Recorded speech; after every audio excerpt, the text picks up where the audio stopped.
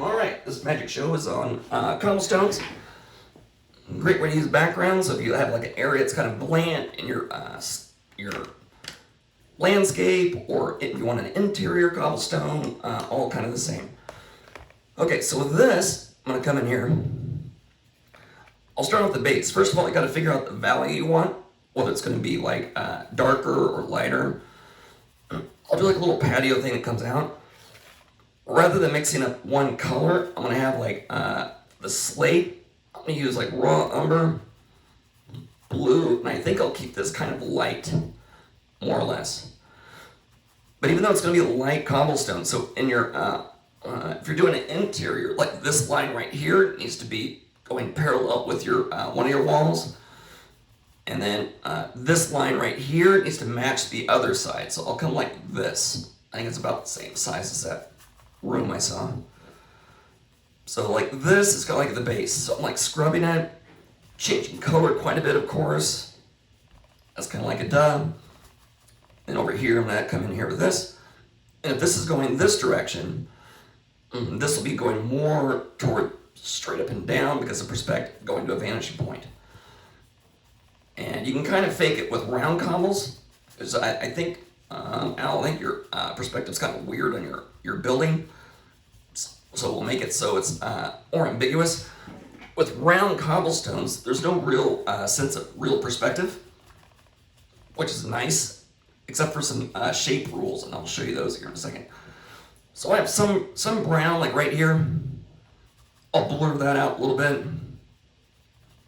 Some white over here as well. Maybe a little bit of blue, a little dot of blue in there. Sure, what the heck. Because I'm feeling kind of spicy, I'll even add a little burnt sienna. And I'll go even a little bit darker, especially down here. So I'll skip around, so it's kind of a hot mess right now. And then I'll add more brown to it, so I'm just building up in layers. But I'm starting a little bit too dark on purpose. My stones in general are going to be a little bit lighter than this. I'm going to go, and you want to change value. When you're doing like walls, or if you're doing floors and stuff, you want the color to change quite a bit, and the value. So it's like, where is it going to be darker? So if this is inside of a room, the corner right up here would be quite a bit darker. Maybe it lighter as it goes more to the center of the floor. And right now, I'm doing a scumbling technique, so there's no brush strokes that are really visible. And the ones that are visible, when you're doing stones and walls and what have you, you want to get rid of the brush strokes. So what I'll do is I'll soak a piece of paper towel, this one right here, and then I'll kind of tap it in there to try to get like sort of a stone kind of look to it. So if you do almost layers, then you take a towel and tap it like this. It'll get kind of rid of a lot of those brush strokes. And once again, all this is for the base coat. But even with the base coat, once again, you don't want to just like, oh, it's only a base coat. Do a solid color. Even on the base coat, you want to vary the color, value, brush strokes. Should be like a little miniature party. So I'm going to go party on this as well, over here. Okay, so you can see the variety that I have there. It's a little bit of everything. We've got blue, gray, black, brown, the whole kit and caboodle. Okay, base coat's done. Now, with the stones, I'll start really loose. And I'll maybe use a round brush, about this size. I think that'll look pretty good. So with that, I'll go like just a tint lighter. Not like totally light, but like kind of light. My burnt sienna's running out. So I'll start here, kind of, I'll block them out a little bit. Like maybe a round one, and then I'll do like a more of a squarish one. But once again, I'm following the lines of the perspective. So I'm going either this direction or going up. Now I'll add a little bit of black to it, make it kind of gray. And once again, these are all kind of blurry, so you don't want to like show like every single stone, because that'd be obnoxious. And it would take a long time. Once you have a few stones like this, so I'm doing like circles. I'll do like a really light one here, kind of elliptical. And you don't want to do too many rectangle ones. If you do rectangle ones, then you have to follow perspective more accurately. This way you don't really have to be as accurate with perspective. So coming in here, doing a little bit of that. You can start to see them though, coming out. And then, I don't want people to see like too many of them.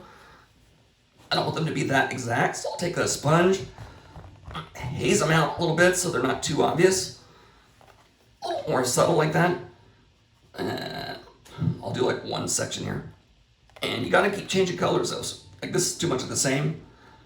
I'll add a light one.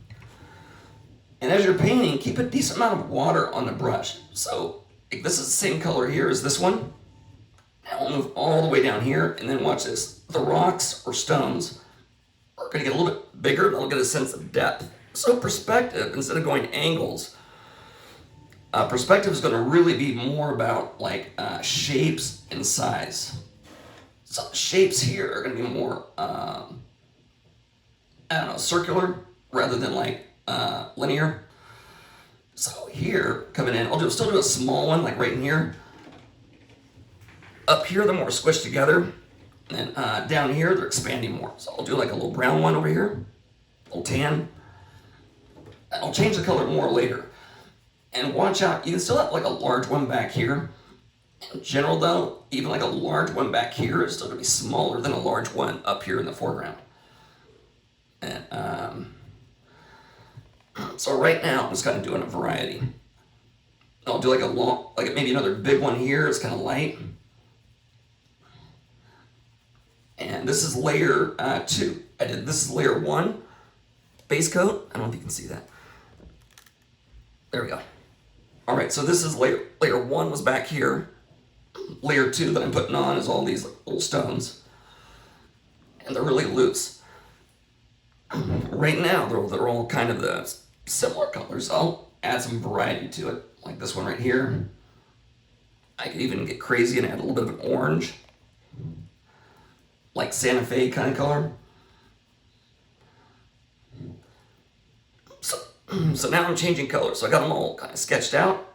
The perspective is kind of tricky. You need to make it look like it's flat. So to do flat, real quick, I'll show you. Let me see my paper. All right, so I'll do little sketchy notes here real quick for you guys.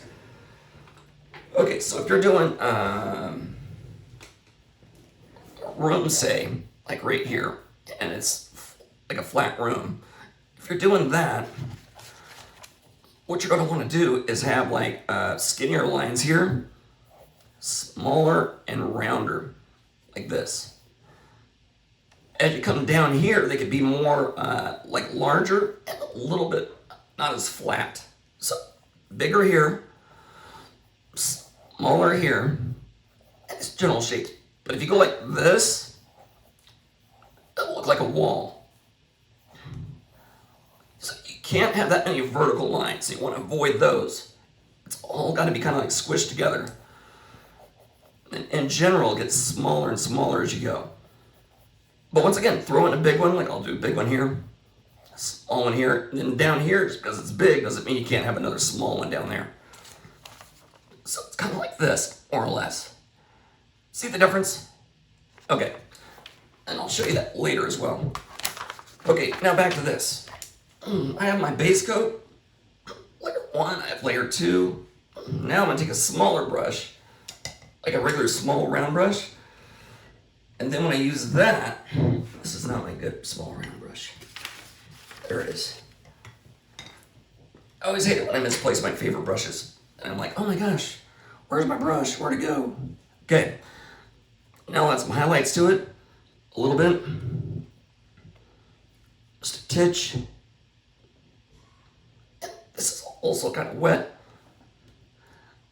So I'll do some of these. Little highlight here, scumble it out, and skip around. When you're doing rocks, don't make the first one really good and then go like left to right. Skip around so you can have like a good one here, good one at the top, and maybe another good one next to that one. Sure, why not? Okay, so you can see the variety of colors in there a little bit.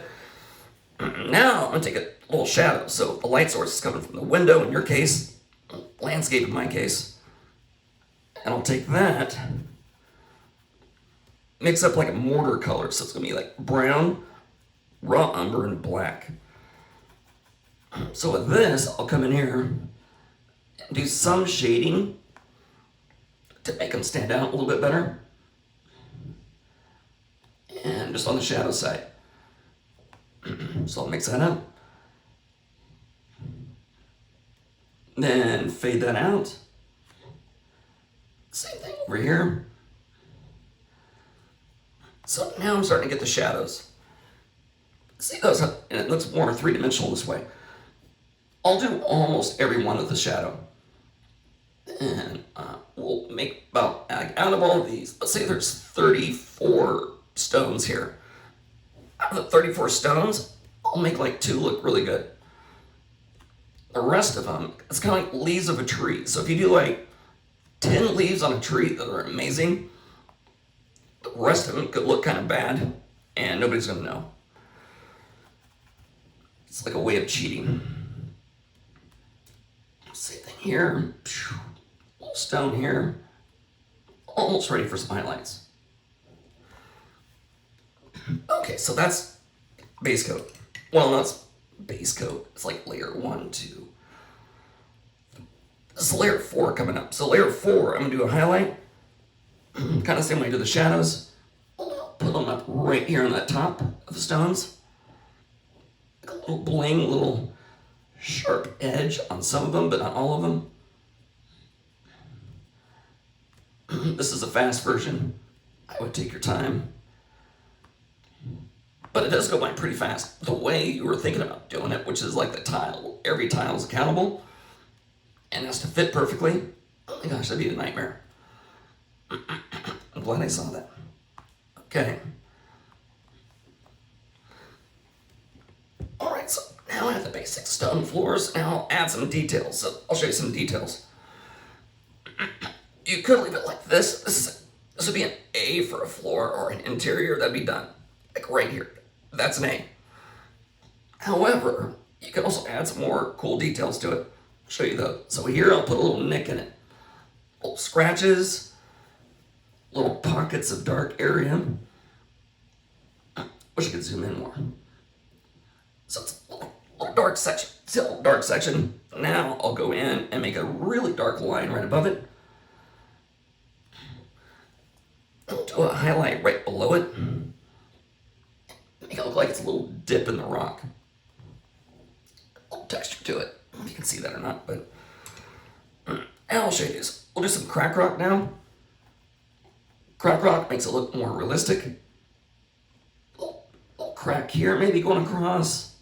Maybe another one over here. Don't get too crazy with crack rock. You're gonna have too much crack rock. Just a little bit. Okay, so a couple that are split. If you do the black line for the crack, I'll go right below it and put some highlights in there. Tap it out so it's not too bright. Like watery white would be better. That's better. And then you're done with your stone wall or floor, whatever you want to do.